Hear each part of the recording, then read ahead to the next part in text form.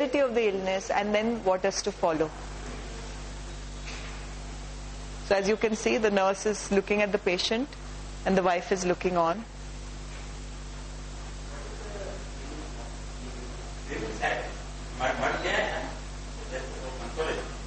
Bereavement. When somebody passes away, his family is bereaved.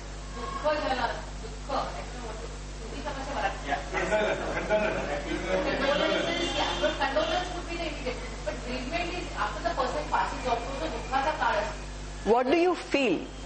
You're bereaved, when you're bereaved.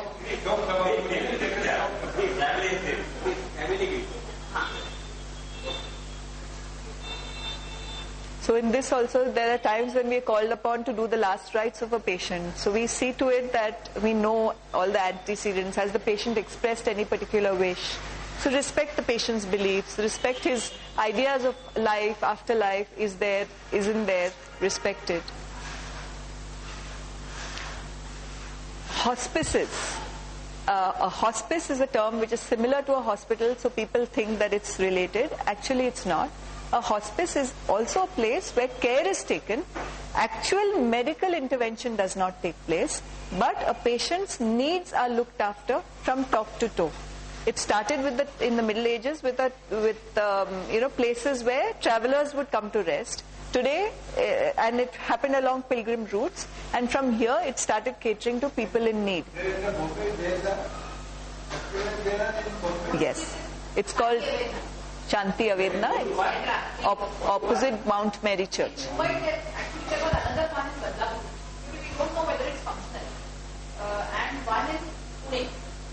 But, sir, I would like to tell you that yes, in Bombay there's only one. It's a 100-bed place and it is vastly unoccupied. There are at least 40% beds always available, because there's not enough dissemination about this, and because in India we feel, nahi, we have to be in family and family has to look after us, it is their duty. But many times in hospices, the care that's taken, I'll show you a photograph later, is much better, because it's also, they have nurses on duty.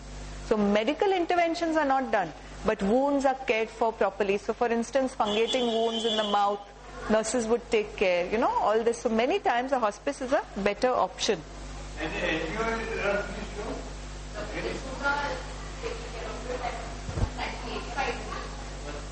Who's taking the care of them? There are doctors, there are nurses. Then who cares? No, actually they have their own funding, and they have a huge amount of funding, and they're doing very well. Everything there is free of cost to patients, and it is underutilized still, which is why we are saying that more people need to know that such places exist, and that patients, when you put your patient there, it doesn't mean you're abandoning him. Opposite Mount Mary Church. After lecture.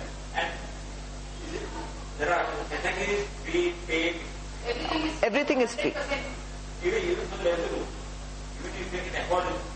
Yeah. See, you can make a donation. You can make a donation, but the fact is that, yeah. And Shanti Avedna will tell you that in fact, if you ask for a private room, it's really bad news, because they shift you to a private room when you're going to die. Because when, other patients might be worried about what's happening to this patient next door. But otherwise, you're in little cubicles like this, which are L-shaped.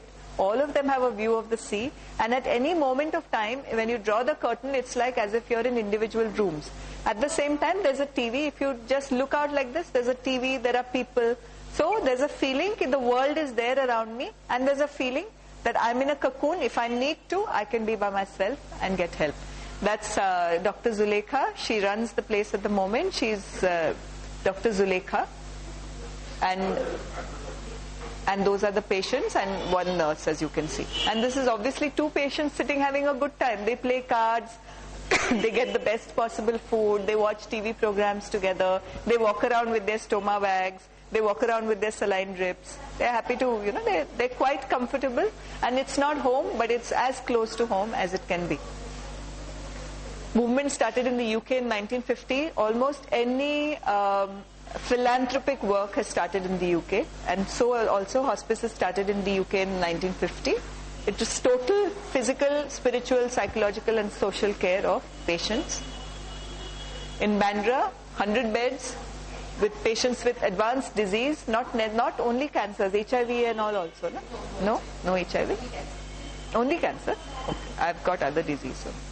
Okay, there are 2 new hospices coming up at Vasai. Basically, why do you go into a hospice? You have a house where there's not adequate facilities, there are too many people, or there are no people. Care cannot be given at home well. Care cannot be given to you well at home. That's when you go into a hospice for comfort and for succor. You don't have access to medical facility. Respite care. Respite care is very, very important. A patient is having an attack of, say, breathlessness or a severity of, say, a brain mets, brain tumor. You can shift him to Shanti Avedna for 3-4 days, 1 week, 1 month. Till the symptoms are under control, you can take him back. What are you doing? You're giving yourself that little respite because you are also tired after looking after a patient. And he's your loved one. You want him back. So you admit him there and then take him back as soon as you can look after his things yourself. So it's respite care. And patient's wish, of course, depending on where he wants to be. Palliative care for children is a specialized field. Our Bachu patients really hurt us where, we are all very upset by our Bachu patients. They tug at our heartstrings. But equally so, a lot of help is made available to our pediatric patients. And the whole team looks at pediatric patients in a very, very special and catered way. So right from when the illness is diagnosed to later on. The psychology of a child, to go into the mind of a 3-year-old, go into a mind of a 7-year-old. This is when our clinical psychologist is always called, because we don't feel many times equipped to deal with specialized work like this. So the clinical psychologist will call. Many times we'll give them play materials, crayons, color pencils, sheets of paper. A lot of them draw, a lot of them paint. We had a patient called Shobhit Kaushal who had an art exhibition which was all paintings, and there were about 12 of them, were sold that evening itself. So basically we encourage patients to have some therapeutic hobby which helps them to keep their depression and their, sometimes you can be itna mayus ho jate ho. So feelings and and that's not the effect I wanted to have on you. I'm so sorry you feel like that. So basically sometimes you're feeling bad. Somebody may write a poem. So you just keep a notebook near that person. They write brilliant poetry. Shobhit wrote poetry too. So you can, what we're saying is, help the patient overcome whatever sorrow he feels, whatever depression he feels. This is one of the children.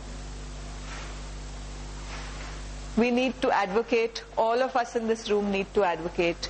Your maids, your family members, your extended family. There is such a place that looks after you. There are hospitals, there are counselors, there are people who will come home and talk to a person stricken with cancer. But it's a specialized field. Please don't feel that families can do everything. They can't, because they cannot understand the illness the way that people who have been in the field can. Always ask for help. It's always available. Spread this message. We need to do it. We have annually World Hospice and Palliative Care Day on the second Saturday of October of every year, where we undertake a dissemination of awareness drive to tell people that such a facility does exist. Please make use of it. Doctors too, instead of saying that, hum ye try karenge, doctors should be able to tell the patient that, maybe there is no cure. Maybe you should think of pain relief. Maybe you should think of other options. You would be comfortable. You would be with your loved ones. What is the role of the palliative care volunteer like me? You have to assess, you have to intervene. The individual, you intervene with the family, you assess social resources of the person, the material resources of the person, the physical resources. Does he need, we have rations which we give worth 1,000 rupees to patients. We don't give it to all and sundry. We don't want to encourage you to be in a position of taking all the time. But if you really need it, we will see that it's made available to you. So we assess what is the social need, what is the material need. We inform, we communicate.